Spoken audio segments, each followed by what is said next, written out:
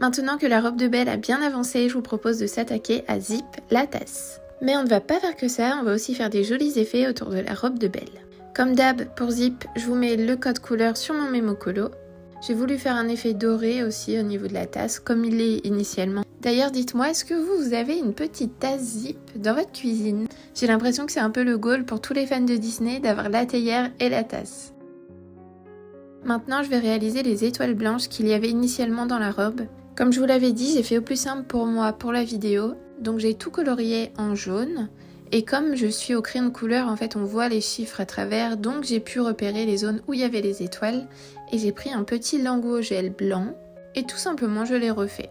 Ça va rajouter un effet scintillant à la robe qui de base est assez simple. Et comme elle est de la même couleur partout, ça permet de lui créer un peu de relief, je trouve. Une fois que j'ai terminé toutes mes petites étoiles blanches, je vais prendre un feutre acrylique rouge. Vous pouvez prendre un stylo gel si vous préférez, ce sera encore mieux, encore plus fin. Et je m'attaque à tous les ornements de la robe. Donc ça va être très long, mais je trouve que ça rajoute vraiment quelque chose. Si je peux vous donner une astuce, c'est vraiment de mixer les médiums, c'est-à-dire faire la robe au crayon comme j'ai fait ou au feutre à eau, et rajouter par-dessus à l'acrylique, ça permet de créer un relief, même quand on feuillette le livre en fait, on voit que ça n'a pas été fait avec le même matériel et je trouve que ça le rend plus intense en fait ce rouge. Je recommande vraiment de faire les petits détails comme ça à l'acrylique, c'est comme ça que j'utilise mes feutres acryliques personnellement, je fais pas d'aplat, mais je trouve que ça rajoute vraiment une texture qui est vraiment sympa. À ce stade-là, je me suis posé une question, est-ce que j'aurais pas dû faire les petits ornements en blanc?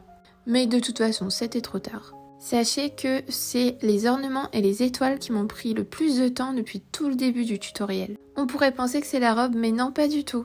C'est vraiment ça parce qu'il faut être hyper précis pour respecter les traits. Et moi, dès lors qu'il faut que je respecte les traits, c'est fini, je suis super longue. Je vous donne rendez-vous demain pour faire le fond et croyez-moi, là, ça va pas être facile. Je vais vous montrer mon astuce pour faire les petites fenêtres assez facilement. À demain!